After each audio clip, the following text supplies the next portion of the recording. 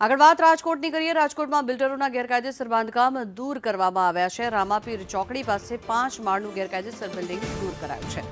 ગેરકાયદેસર બિલ્ડિંગ પર દાદાનું બુલડોઝર ફર્યું છે, ત્યારે નિયમો નેવે મૂકીને બિલ્ડરોએ આડેધડ બાંધકામ કર્યું હતું। સૂચિત પ્લોટમાં પણ હાઈ રાઇઝ બિલ્ડિંગ ખડકી દેવામાં આવી। કોઈપણ પ્રકારની મંજૂરી લેવામાં ન આવી હોવાનું પણ સામે આવ્યું છે। રાજકોટ શહેરની અંદર ગેરકાયદે બાંધકામો ઉપર હવે દાદાનું બુલડોઝર ફરી રહ્યું છે। રાજકોટ મહાપાલિકાએ રામાપીર ચોકડી પાસેના એક કોમર્શિયલ બિલ્ડિંગ છે તેને તોડી પાડવાની કામગીરી શરૂ કરી છે। આપણી સાથે ડેપ્યુટી કમિશનર નંદાણી સાહેબ જોડાયા છે। નંદાણી સાહેબ, કઈ રીતનું આ બાંધકામ હતું અને કઈ રીતે હવે દૂર કરવામાં આવી રહ્યું છે? આ બાંધકામ છે એમાં કોઈ પણ પ્રકારની પરવાનગી નથી। અગાઉ 260 અપાયેલ છે। તાજેતરમાં જે નામદાર સુપ્રીમ કોર્ટની જે તમામ પ્રક્રિયા છે તે પૂર્ણ કરીને આજ આપણે આ ડિમોલિશન હાથ ધર્યું છે।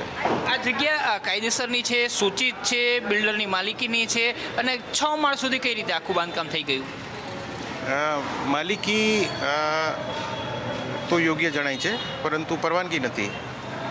આ પ્રકારના કેટલા બિલ્ડિંગો રાજકોટની અંદર હશે જે આ રીતે બની ગયા હોય ને હવે પછી કોર્પોરેશનના ધ્યાનમાં આવ્યું હોય?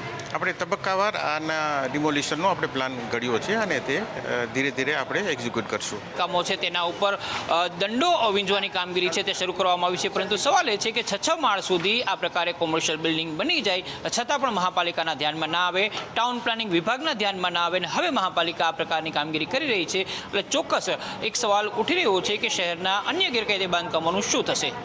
કેમેરામેન માધવ ભટ્ટ સાથે મયુર સોની, સંદેશ ન્યૂઝ, રાજકોટ।